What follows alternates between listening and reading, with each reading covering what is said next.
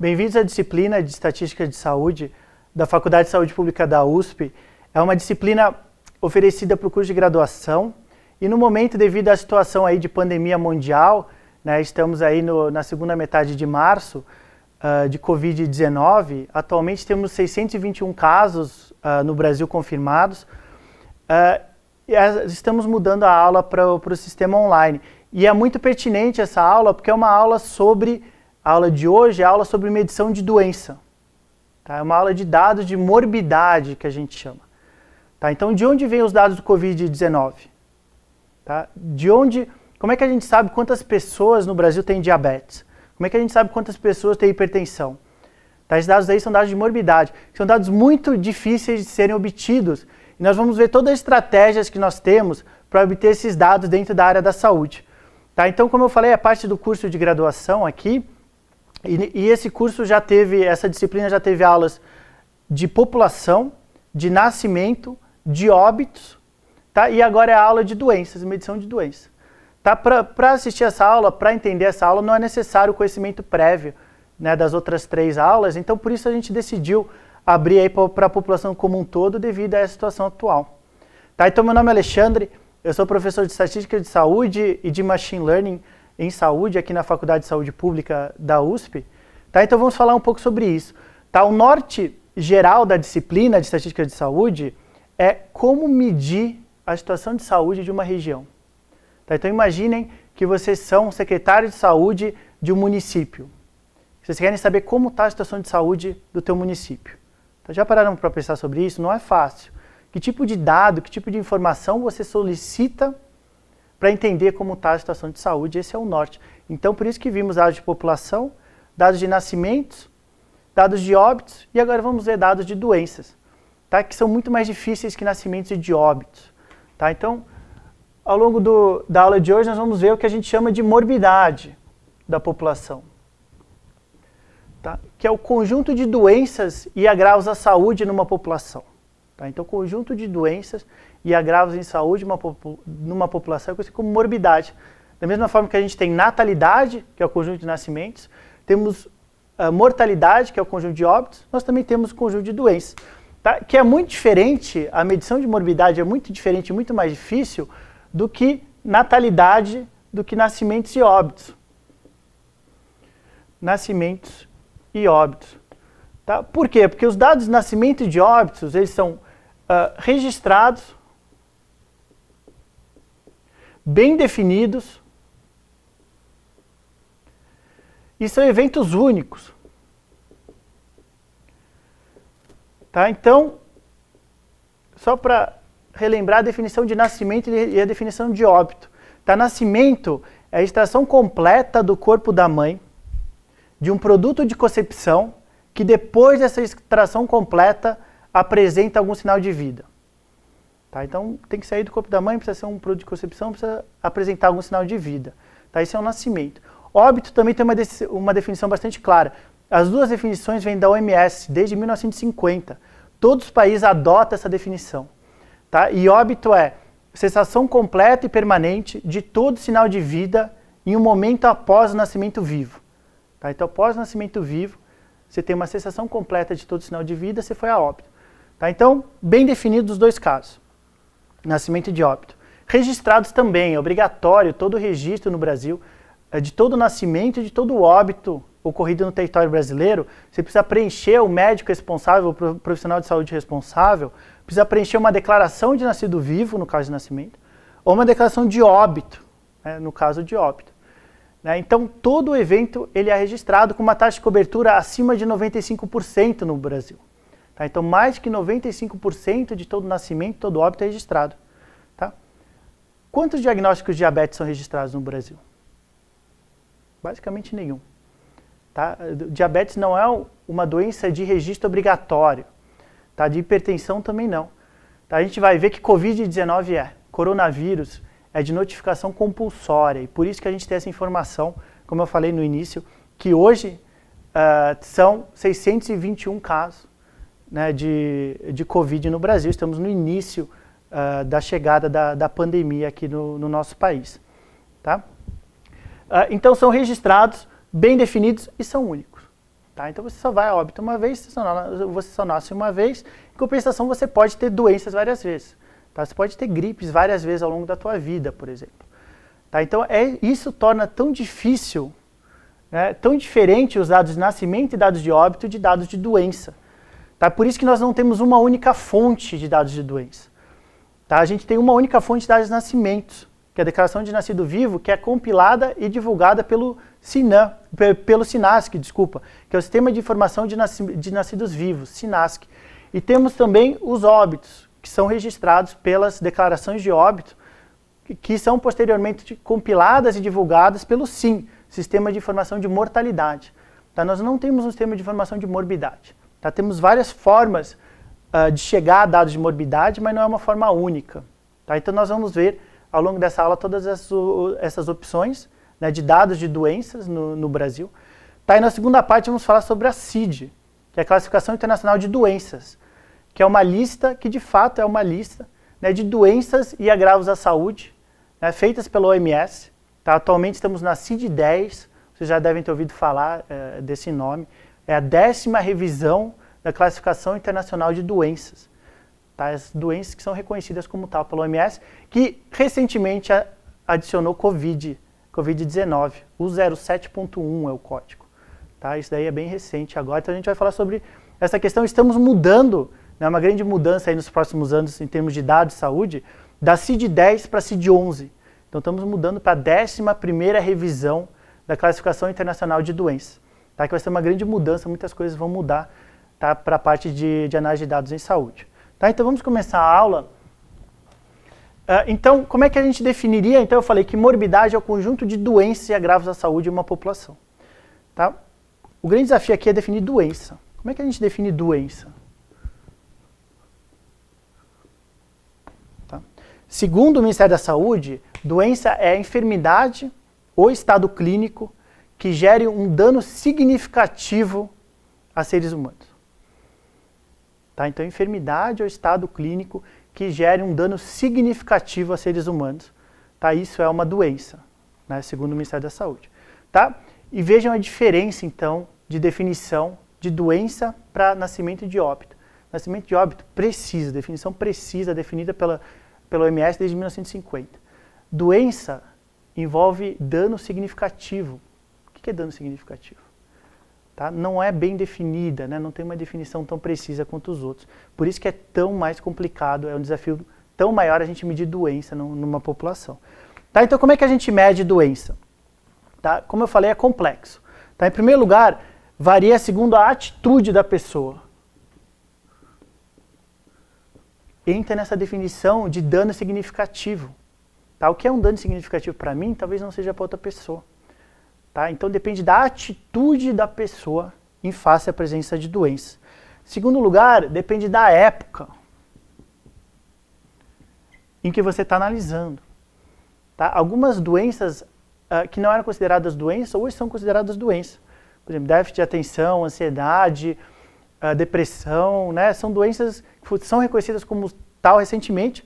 Além disso, tem doenças que aparecem, né? Que seria o caso de SARS, Covid-19, essas doenças. Tá? E mesmo as doenças que a gente conhece bem há bastante tempo, às vezes, e tem uma definição precisa, às vezes essa definição muda. Né? Por exemplo, no caso de diabetes. Né? A definição para você diagnosticar de diabetes, né, é glicemia em geral, glicemia de jejum, né, que era de 140 até 1997, então acima de 140 era considerado diabetes, hoje já é 126. Tá? Então mesmo as doenças com uma definição precisa, com critério rigoroso, esse critério às vezes muda, dependendo da época. Tá? E em terceiro lugar, depende da presença de diagnóstico. Ou seja, a pessoa precisa ter acesso a um diagnóstico para um profissional de saúde para saber que ela tem essa doença. Tá? Isso faz a gente entrar num grande paradoxo aí da área da saúde, que se você for analisar só presença de doença, você vai descobrir que pessoas ricas têm mais doenças que pessoas pobres. Né? Se você simplesmente perguntar para elas. Né? Você tem diabetes, você tem hipertensão, você tem outras doenças, depressão, ansiedade. Se você simplesmente perguntar para as pessoas ricas, aparecem nos dados isso, pessoas ricas têm mais doença. Mas quando você vai medir de fato, você descobre que pessoas pobres têm mais doença. Tá? Por que isso? Porque pessoas ricas têm mais acesso a serviços de saúde. Então elas têm mais oportunidade de diagnóstico. Tá? E é assim que boa parte das pesquisas, a gente vai ver, chegam a esses dados. Né? Perguntando, né, principalmente os inquéritos domiciliares, perguntam para as pessoas se algum profissional de saúde alguma vez já te diagnosticou com as doenças, e aí vem a lista de doenças. Né? E quem vai saber se já foi diagnosticado, em geral, pessoas que têm acesso a serviços de saúde. Tá? Então depende desses 3 grandes fatores: atitude, a época que você está analisando e a presença de diagnóstico. Tem que ter um diagnóstico para saber que você tem essa doença. Tá? Bom, mas isso significa que você não deve medir doença? Então a gente viu muitos desafios, muita dificuldade de medir doença. Será que isso significa que a gente não deve medir? Obviamente que não, né? A gente precisa medir doença por várias razões, né? Principalmente a questão de gasto em saúde. As doenças são os responsáveis pela grande maioria dos gastos em saúde no Brasil e no mundo. Tá? Por quê? Porque o nascimento e o óbito, o evento em si, ele tem um gasto relativamente muito pequeno em relação ao que a gente gasta com internações, com tratamento de doenças, com consultas, etc. Então o gasto de morbidade é muito maior do que o gasto de nascimento e o gasto de óbito. Segundo lugar, para controlar doenças transmissíveis, como no momento atual, tá? Apesar dos nossos dados de Covid-19 atuais não serem perfeitos, tá? A gente precisa medir essa doença sabendo das limitações. Acompanhar a evolução da doença é muito importante.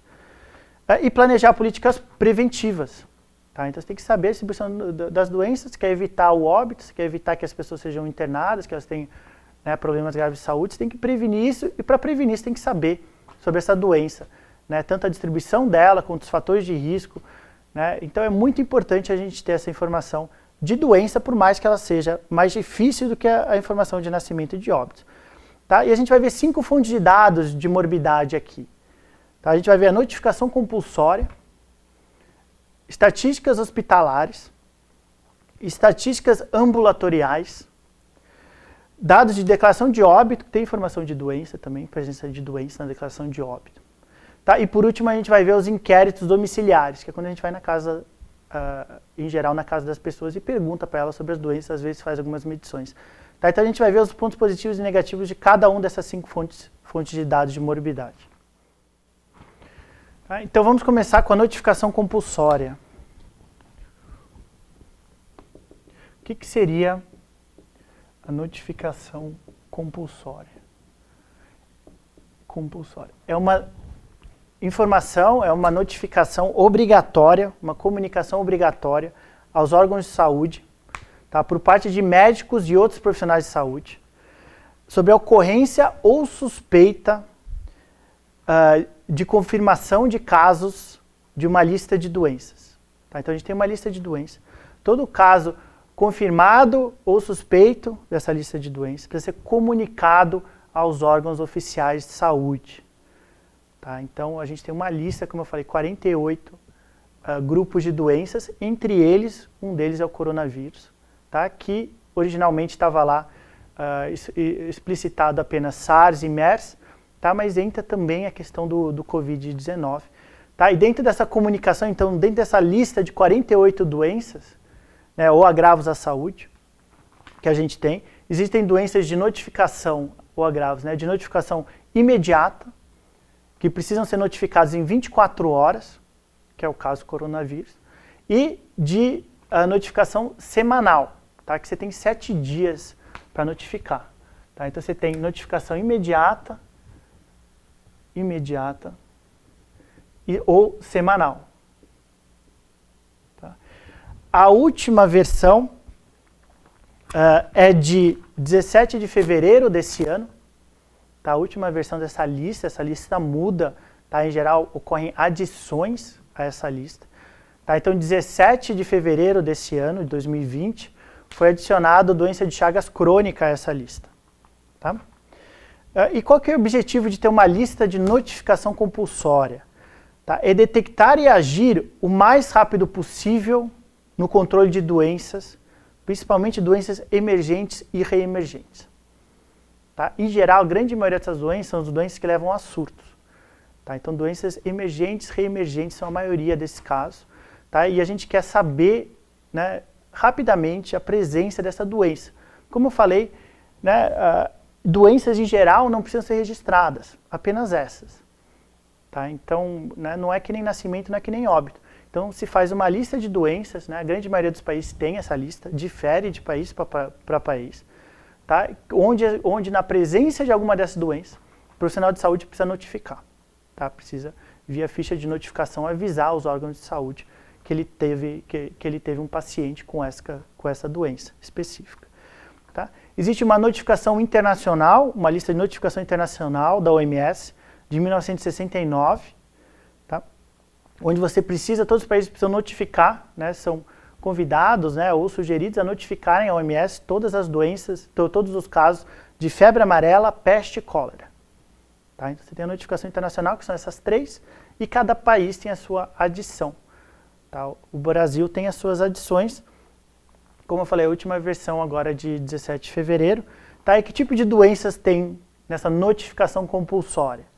Por exemplo, dengue, zika, leptospirose, esquistossomose, tá? Coronavírus, como eu falei, e também tem outros agravos, como óbito infantil, óbito materno, tá? Mas a grande maioria são doenças emergentes e reemergentes. Tá? O coronavírus é o grupo 43, tá? Então são 48 grupos, o 43º é o coronavírus. Tá? E, como eu falei, é de notificação imediata, em 24 horas, você precisa avisar que você teve um caso suspeito ou confirmado, e é daí que vem essas informações. É daí que a gente sabe que a gente tem 621 casos confirmados de coronavírus. Tá? Vem dessas informações dos profissionais de saúde, tem contato com esse paciente, avisa a Secretaria Municipal de Saúde ou a Secretaria Estadual de Saúde, que por sua vez manda esses dados para o Ministério, que agrega esses dados e divulga para a população. Tá? Esses dados estão disponíveis gratuitamente online. Tá? Agora, com a questão do coronavírus, obviamente, diariamente, né, assim como aconteceu no caso da Zika, né, então, diariamente, o governo dá o número de casos que a gente está tendo. Tá? Mas você consegue acessar, né, com 1 ano, 2 anos de atraso, os dados do Brasil também, tá? Do Brasil como um todo, para todas essas doenças, tá? Via o sistema conhecido como SINAM, tá? Que é o Sistema de Informação de Agravos de Notificação, SINAM. Sistema de Informação de Agravos de Notificação, tá? Que junta todos esses dados e divulga esses dados sobre essa distribuição dessas doenças de notificação compulsória, esses 48 grupos de doenças. Tá? A primeira versão do SINAM foi em 1990, tá? E desde então ele vale. Né? Como eu falei, o tipo de doença tem mudado, tá? Mas ele existe desde 1990 e divulga esses dados no site do DataSUS, que é o Departamento de Informática do SUS. Não precisa se registrar, tá? Todo mundo tem acesso, é só entrar no site e solicitar a distribuição. Você pode solicitar por mês ou por ano de qualquer uma dessas 48 grupos de doenças, né? Segundo os municípios que você tiver interesse ou segundo o Brasil inteiro. Tá? E o que o SINAM faz? Ele faz a coleta e disseminação desses dados. Tá? Então a gente tem um sistema que faz isso, como eu falei, da mesma forma que a gente tem o SINASC para nascimento, da mesma forma que a gente tem o SIM para mortalidade, a gente tem o SINAM para notificação compulsória. Tá? Obviamente a gente tem problemas de subnotificação, né, de doença de notificação compulsória. Como eu falei, 48 grupos de doenças. São poucos profissionais de saúde que sabem, né, provavelmente pouquíssimos, que sabem de cor essa lista de 48 doenças. Então você tem esse problema de subnotificação dessa informação. Tá? Em segundo lugar, outro motivo de subnotificação, às vezes desinteresse. Tá? O profissional não vê a importância de notificar os casos de dengue, por exemplo, que ele encontra. Tá? E em terceiro lugar, a questão de estigma social, por exemplo, no caso de HIV/AIDS, que é uma das doenças de notificação compulsória, tá? Às vezes pode ter alguma questão de medo de invasão de privacidade do paciente, etc. Você divulgar que esse teu paciente para a Secretaria de Saúde que ele tem essa doença. Tá? Então, às vezes você tem um problema de subnotificação, sim, nos casos dessas doenças de notificação compulsória, mas mesmo assim te dão algumas informações interessantes. Né? Em primeiro lugar, de controle de doenças, né? Na sua grande maioria doenças infecciosas, evitar surtos, né? A presença, por exemplo, de um caso de ebola, isso é gravíssimo. né? Você precisa atuar na hora, qualquer caso de ebola precisa ser notificado. Tá? Então, em primeiro lugar, isso, né, em termos de vigilância epidemiológica, para você controlar surtos. Tá? E em segundo lugar, para encontrar mesmo, saber, né, com essas limitações de subnotificação, o número de casos que a gente tem dessas doenças, desse grupo limitado de doenças no Brasil. Por exemplo, no caso da dengue. Tá? Então, no caso da dengue, analisando 2014 a 2017. Tá? Vocês sabem qual que é o mês do ano com mais casos de dengue? Tá? A maioria das pessoas acha que é janeiro e fevereiro. Tá? Não é. É março, abril. A situação que a gente está hoje, enquanto a gente grava essa aula. Março, abril é o auge de dengue no Brasil. E a gente consegue ver isso via dados do SINAM e via dados de mortalidade. Então, vamos ver segundo mês. Então, dezembro, janeiro, fevereiro, março, abril, maio e junho. Vamos comparar os dados de notificação que vem do SINAM com os dados de óbitos que vem do SIM, tá? Sistema de Informação de Mortalidade, como a gente já viu. Tá? Então, notificação eu vou colocar por 1000, tá? Em dezembro, durante esse período, 2014 a 2017, em dezembro, houve 139 mil casos de notificação. Janeiro, 325 mil. Fevereiro, 608 mil. Olha como está aumentando. A maioria das pessoas acha que é dezembro e janeiro o auge. Olha como está aumentando. 608 mil. 905 mil em março. Em abril, 874 mil. Em maio, começa a cair. 573 mil, começa a cair bastante. E junho, 237 mil. Tá? Então a gente vê que o auge de notificações é março, abril. Pode ser que isso aí seja um problema da notificação. Então vamos comparar com os óbitos. Tá? Óbitos por dengue no Brasil. Dezembro, 47 nesse período. Janeiro, 95. Fevereiro, 192. Março, 297. Abril, 341. Maio, 227. E junho já cai bastante, 104. Então a gente vê que batem com os dados de óbito. Tá? Então o auge é mesmo março, abril. Tá? Então óbitos em março 297, abril 341. Tá? E notificações também, 905 mil e 874 mil em abril. Tá? Então, por mais que tenham essas limitações, a gente vê que eles batem com o sistema que é bom, que é o sistema de mortalidade.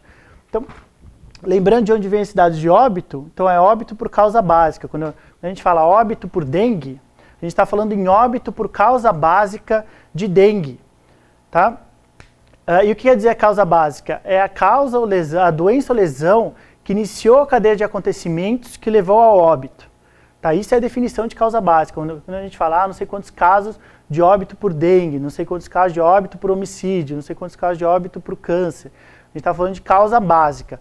Essa doença que iniciou a cadeia de acontecimentos que levou ao óbito. Não é a causa terminal de óbito. Tá? Só lembrando dessa definição do que a gente quer dizer por óbito por dengue.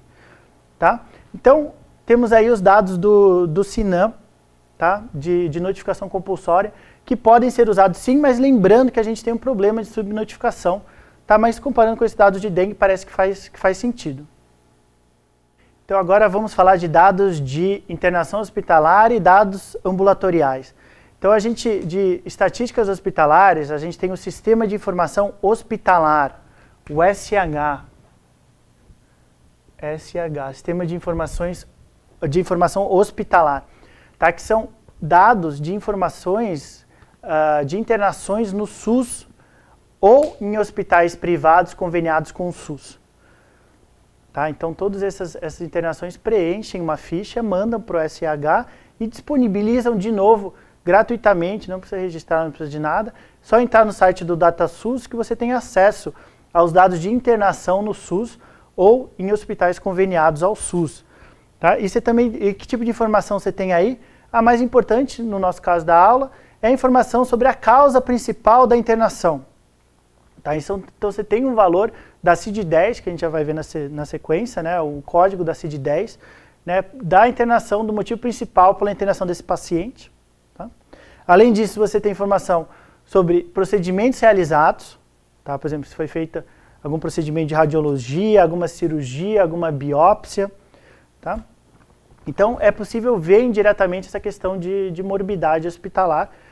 Qual que é a limitação mais importante, né? A limitação mais importante é que só doenças que envolvem internação em geral vão parar nesse banco de dados. Tá? Então, doenças que não gerem muitas internações somem, né? Basicamente somem desse banco de dados. Segunda limitação é que é só dados do SUS, né? A estimativa no Brasil é que 60% a 70% das internações no Brasil são SUS. Tá? Os melhores dados que a gente tem são da PNS, a Pesquisa Nacional de Saúde, de 2013, que encontrou que 65% das internações no Brasil são SUS. Tá? Então, cerca de 2/3 das internações, você perde 1/3, né, que são internações no sistema privado, não conveniado com o SUS. Tá? Então, aproveitando essa informação de público e privado, né, qual a proporção de brasileiros que têm planos privados de saúde? Cerca de 25%. Tá? A população brasileira tem um plano privado de saúde. Tá? E os gastos em saúde no Brasil são mais privados do que públicos. Tá? Então, dependendo de como você faz as contas, mas cerca de 55% dos gastos em saúde no Brasil são privados, 45% públicos. Tá? Então, esse é o SH, dados de internações hospitalares do SUS. Tá? E você tem, por outro lado, os dados ambulatoriais, o CIA, né, que havia o sistema do CIA, Sistema de Informação Ambulatorial, tá, que são os dados de atendimentos ambulatoriais, né, atendimentos não hospitalares, né, que não exigem internação, de novo, do SUS ou de conveniados, de privados conveniados com o SUS. Tá, então também as únicas informações que a gente tem, né, e isso de novo é uma limitação. Tá? E que tipo de informação você tem aqui? O mais interessante é o tipo de procedimento realizado com esse paciente. Tá? Então, você também tem informações, além de hospitalares, tem também informações ambulatoriais. Tá? O que a gente está no momento no Brasil é no crescimento, né, no início de um projeto conhecido como Conect SUS. Tá? Não sei se já ouviram falar, mas é um projeto que tem como objetivo atacar o grande problema dos dados em saúde no Brasil, que é qual? Os dados não são integrados. Tá? Então, a gente tem dados de nascimento, dados de óbito, dados de internação, dados ambulatoriais, mas você não consegue saber que esse paciente que nasceu aqui é aquele que foi internado ali, é aquele que recebeu essa consulta e que eventualmente morreu ali. São bancos de dados independentes um dos outros. Você não consegue uma conexão entre eles são totalmente independentes. Você não consegue acompanhar a trajetória ali. Tá? E a ideia do Conect SUS é conseguir isso. Né? Você tem uma integração, finalmente, desse banco de dados, que em geral tem boa qualidade, tá? Mas que não são integrados entre si. Tá? Via a criação da Rede Nacional de Dados em Saúde, tá? Que está começando agora, então, de novo, em março de 2020, começando o projeto piloto em Alagoas. Tá? E a ideia, segundo o ministro atual, é conseguir dados públicos e privados integrados. Tá? Então, que tipo de informação? Trajetórias de atendimentos, exames, internações e medicamentos. Então, você tem todo o histórico do paciente ao longo do serviço público e privado. Tá? Que para nós que trabalhamos com dados de saúde, isso é tudo que nós gostaríamos de ter. Principalmente na área que eu trabalho, que é a área de Machine Learning, na área de inteligência artificial em saúde, onde a gente realiza predições para problemas de saúde. Né? O risco desse paciente tem, tanto de desenvolver algum problema de saúde, como, por exemplo, ser internado, reinternado após uma alta, o custo hospitalar que esse paciente vai ter, etc. Então, se você souber disso com antecedência, então você souber que esse paciente que seguiu essa trajetória aqui, em termos de resultados de exames, internações, medicamentos, etc., ele tem um risco de, por exemplo, 87% de ter alguma doença grave ou ir a óbito, você consegue dar essa informação para o profissional de saúde, para tomar a melhor decisão possível. Tá? Então, dada essa trajetória desse paciente, o risco dele de ter um problema grave de saúde ou ser internado por muito tempo é de tanto, e com isso você consegue iniciar medidas preventivas. Tá? Isso para nós vai ser muito importante, essa chegada de finalmente termos esse acompanhamento dos pacientes para conseguirmos transformar o sistema de saúde. Na minha opinião, a maior mudança do sistema de saúde, desde a criação do SUS, vai ser essa possibilidade de a gente acompanhar finalmente o paciente, entender o que está levando aos problemas de saúde no Brasil, Tá uma grande mudança aí que a gente precisa fazer, a gente precisa acompanhar e cobrar, tá? Para que dê certo, tá? Então vimos SH, CIA, vimos a possibilidade desse Connect SUS, né? Uma possibilidade aí muito importante, assim, que nos deixa muito empolgados. Então já vimos 3, né? Porque tínhamos visto notificação compulsória, hospitalar, ambulatorial, e a 4ª é a declaração de óbito. Dados da DO, que a gente chama de DO, declaração de óbito. Tá? Que ela é preenchida em todos os óbitos ocorridos no território nacional. Tá obrigatório o preenchimento da DO, a declaração de óbito em todos os óbitos ocorridos. E você tem um grande número de informações muito interessantes dentro da DO. Tá? O sexo do paciente, a idade, a escolaridade, tá? A raça, a cor. Tá? E, além disso, a gente tem a informação mais importante de saúde, que a gente usa e todos os países do mundo usam, que é a causa básica de óbito, que a gente já viu, a doença ou lesão que iniciou a cadeia de acontecimentos que levou ao óbito. Tá? E além dessa causa do óbito, né, você também tem as doenças que a gente chama de associadas ao óbito. Tá? Então são doenças que fazem parte dessa cadeia. Então você tem a causa básica de óbito, que iniciou a cadeia, daí você tem as associadas.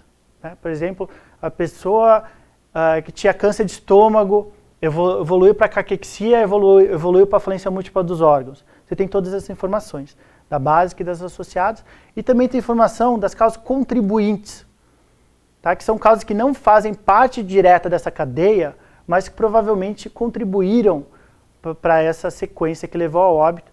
Por exemplo, no caso desse exemplo aí, se a pessoa fosse obesa, por exemplo.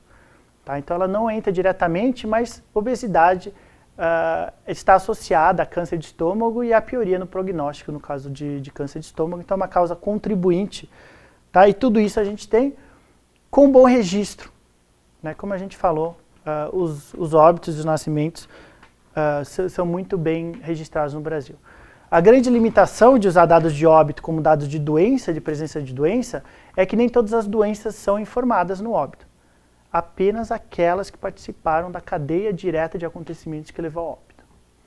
Tá? Então só temos essas doenças na declaração de óbito. Se a pessoa tinha uma outra morbidade, uma outra doença que não participou diretamente dessa cadeia, essa informação não é incluída na declaração de óbito. Tá? A gente perde. Tá? Outra limitação é que nem sempre as doenças associadas estão disponíveis. Por exemplo, no site DataSUS, no Brasil, é só a causa básica de óbito. Tá, mas algumas prefeituras têm, por exemplo, a Prefeitura de São Paulo, você consegue acessar as básicas e associadas de óbito, tá, para ter um panorama mais completo, né, das causas que levaram ao óbito desses pacientes. Tá? Então vimos notificação compulsória, informações hospitalares, ambulatoriais, óbito e, por último, os inquéritos domiciliares. Tá? Inquéritos domiciliares. Que trabalham por meio de uma visita, de uma amostra de domicílio. Tá? Então, como é que funciona uma amostragem? Você faz um sorteio, né, com algumas técnicas, mas em geral um sorteio, né, de alguns domicílios, e dentro do domicílio em geral você sorteia algum membro do domicílio, tá? E você faz perguntas para essa população. Tá? Você não precisa fazer perguntas para a população inteira. Tá? Você faz um sorteio, desde que essa amostra seja representativa da população, você não precisa perguntar para todo mundo. Tá? Que é uma crítica que às vezes as pessoas fazem errada. Né? Por exemplo, as pesquisas de opinião de voto. Né? Essa pesquisa é inválida porque só 2.000 pessoas foram entrevistadas e o Brasil tem 211 milhões. Não é isso que torna inválida a pesquisa. Tá? Se essas 2.000 pessoas forem representativas da população, não tem problema você fazer essa pesquisa em 2.000 pessoas. Tá? Você pode fazer essa pesquisa em 10 milhões de pessoas. Tá? Se forem todas em São Paulo, esse resultado vai ser muito pior do que você analisar 2.000 representativas do Brasil como um todo. Tá? O fundamental aqui não é tanto o número, obviamente precisa ter um número suficiente, mas é encontrar as pessoas representativas da população brasileira. Tá? Isso é um processo de amostragem. É o grande desafio dessas pesquisas. Tá? E também o grande desafio dos inquéritos domiciliares. É garantir populações representativas, amostras representativas da população como um todo. Tá? E o que você precisa do inquérito domiciliário? de um questionário validado e estruturado. Tá? Então, em geral, você precisa aí fazer um estudo piloto, você precisa ir a campo antes, checar se se essas perguntas estão sendo bem respondidas, se as pessoas estão entendendo o que essa pergunta quer dizer, se elas estão conseguindo responder, no caso de algum exame, se está sendo possível ser feito esse exame, algum teste. Tá? Então, você tem que normalmente fazer um piloto. Tá? E aí você tem duas opções. Como é que você mede doença, então, no inquérito domiciliar? Tá? No inquérito domiciliar, você tem a opção de medição direta da doença. Né? Por exemplo, no caso de obesidade, tirar um peso e uma altura dessa pessoa. Para medir hipertensão, tirar uma pressão arterial dessa pessoa. Para medir diabetes, uma glicemia de jejum. Tá? Então você tem a opção de medir ativamente a presença dessa doença ou via questionário, né? Aquela estratégia que eu falei para vocês, você perguntar para a pessoa, algum profissional de saúde já alguma vez falou para você que você tem 2 pontos, e aí vai a lista de doenças, né? Hipertensão, diabetes, obesidade, etc. Né? Você vai colocando a lista de doenças, né? E a pessoa vai falando sim, não, sim, não, sim, não. Tá? Qual a limitação de perguntar? As pessoas precisam ter acesso ao serviço de saúde, porque alguém precisa ter diagnosticado ela antes. Né? Quando você mede é diferente. Né? Quando você pergunta, ela precisa ter tido esse diagnóstico. Tá? E nesse inquérito, a gente tem uma pergunta que é uma pergunta milagrosa na área da saúde. Tá? Uma pergunta que a gente faz que é o melhor indicador do risco dessa pessoa ir a óbito nos próximos anos. Tá? Uma perguntinha mágica que precisa ser incluída em todo o questionário de saúde. Tá? E vários estudos mostram isso. Então, vários estudos mediram 600 variáveis, exame de sangue, exame de urina, histórico de câncer, às vezes exame genético, mas tem uma pergunta que é a melhor de todas, que é simplesmente perguntar para a pessoa como está a tua saúde. Tá? Muito boa, boa, regular, ruim, muito ruim. Se a pessoa responde muito ruim, o risco dela ir a óbito nos próximos anos é altíssimo, mais do que qualquer outra coisa que você consegue perguntar para ela. Tá? Mais do que ela ter câncer hoje, tá? Mais do que histórico familiar de doenças, mais do que o exame de sangue. Tá? A doença, a variável única mais importante, vários estudos mostram isso, é simplesmente perguntar para a pessoa. Então, né, sempre em todos os estudos você precisa ter essa pergunta, que é uma forma de se analisar a saúde dela como um todo. Tá? A pessoa leva em consideração tudo, a mobilidade, dor, né, capacidade cognitiva, tudo entra nessa situação, né, de distúrbios mentais, problemas, né, problemas diversos, tudo entra ali. Tá? Então a situação de saúde ela é muito bem medida por essa perguntinha simples, que você faz em 2 segundos. Tá? O principal inquérito domiciliar resultado que a gente tem hoje é a PNS, Pesquisa Nacional de Saúde, que foi a campo, né, os últimos resultados que a gente tem, né, que são os únicos da PNS, primeira vez que foi a campo, de 2013. Tá? Onde foram entrevistados mais de 81 mil domicílios. Tá? E aí você teve o questionário e teve algumas medições. Tá? Medição de peso, altura, circunferência de cintura, pressão arterial. Tá? Então, você teve algumas medições ali. Tá? E no momento a gente está, essa pesquisa está indo a campo, a sua segunda versão. Tá? A nova PNS já está em fase final de coleta nesse momento. Tá? Que o objetivo é ir a campo de 108 mil domicílios, tá? E os resultados vão começar a aparecer em 2021, tá? Essa é a expectativa. Então agora vamos falar da Classificação Internacional de Doenças, mais conhecida como CID, tá? Que é basicamente uma lista de doenças e agravos à saúde, tá? Que hoje nós estamos na CID-10, né? Vocês já devem ter ouvido essa expressão, CID-10, Classificação Internacional de Doenças, 10ª revisão. Tá? E por que a gente precisa de uma classificação internacional de doenças? Né? Por causa de 2 grandes motivos. Né? Em primeiro lugar, padronizar o nome das doenças. Padronizar o nome das doenças. A gente sabe que a gente tem nomes regionais para a mesma doença. Né? Por exemplo, esquistossomose. Tá, em alguns lugares é conhecida como barriga d'água, em outros lugares como doença do nadador. Então imagine que você vai fazer uma pesquisa sobre esquistossomose e você tem que procurar toda a forma como cada doença em cada região ela é chamada. Tá? Isso daí ia dar um trabalho gigantesco. Tá? Hoje a gente tem uma unificação né, dessa doença, né, esquistossomose, tá, que é o nome oficial dessa doença. Tá, então, em primeiro lugar, padronizar o nome. Ter uma doença só ter um único nome, independentemente das diferenças regionais. Tá? Em segundo lugar, a utilização de códigos, né, permite a utilização de códigos. Tá? O uso de uma lista de doenças te permite utilizar códigos para essas doenças. Tá? E por que você quer usar um código em vez do nome da doença? Né? Por causa de três grandes fatores. Em primeiro lugar, diminuir erros de grafia. Tá? Então imagine quantas formas de escrever esquistossomose as pessoas não devem escrever. Tá? E de novo, se não tivesse uma forma fechada, clara, e também um código, né, você ia ter que pesquisar todos esses erros aí de grafias possíveis para a esquistossomose. Tá? Em segundo lugar, rapidez.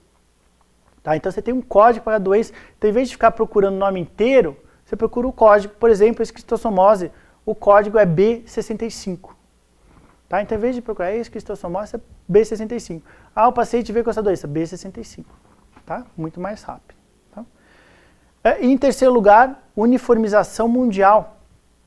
Tá? Então, se você for procurar esquistossomose num banco de dados do Japão, da Nigéria, onde você quiser, você procura B65. Então, você não precisa saber como cada país chama essa doença. Tá? Então, essa transformação em código ajuda muito nas pesquisas. Então, por dois motivos, padronizar os nomes e permitir que você use códigos, né? No caso da CID-10, código alfanuméricos, né? Uma letra e, em geral, 2 números. B65 para esquistossomose é um exemplo. Tá?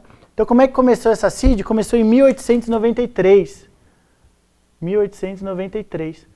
Né? Com um estatístico chamado Bertillon, do Instituto Internacional de Estatística.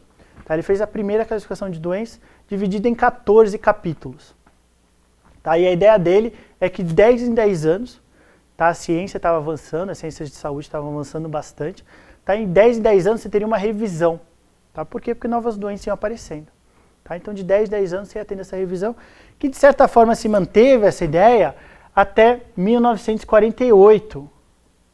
Tá? Que com a criação da OMS, Organização Mundial da Saúde, foi para a OMS. Tá? Então a partir de 1948, na 6ª revisão, a OMS tomou para si, né, a responsabilidade da CID e é a responsabilidade da CID, da OMS até hoje.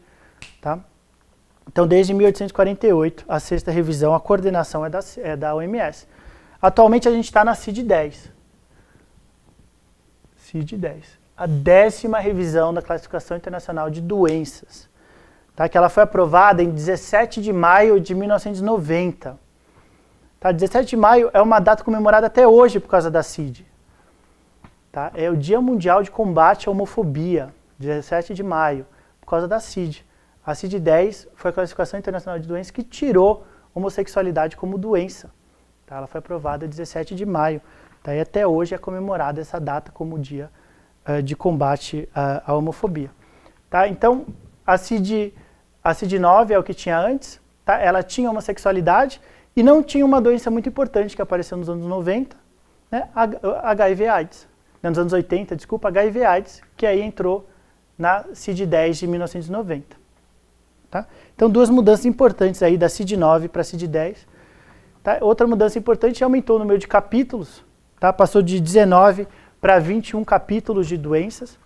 Tá? No meio da CID-10 foi adicionado mais um capítulo, tá? Para algumas outras doenças, onde foram incluídas a SARS, resistência a antibiótico, Zika e, desde o mês passado, Covid-19. Tá? Também foi adicionado esse 22º capítulo já.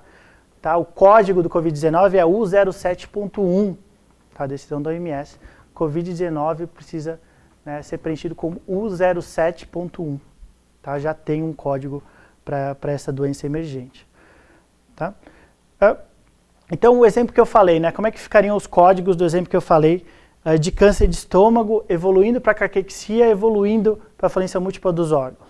Tá? Então, seria câncer de estômago, C16, caquexia, R64, falência múltipla dos órgãos, R68.8. Tá? Aí são os códigos. E obesidade, que eu mencionei como contribuinte, E66. Tá? A CID-10 começou a valer no Brasil em 1º de janeiro de 1996. Tá? E essa é exatamente a lista de doenças, tá? que a gente tem reconhecidas pela OMS. É de fato uma lista de doenças. Tá? Não tem nenhuma informação, é simplesmente nomes e o código dessa doença ao lado. Tá? Esse livrinho aqui. Tá? Que vocês conseguem acessar online também. Tá?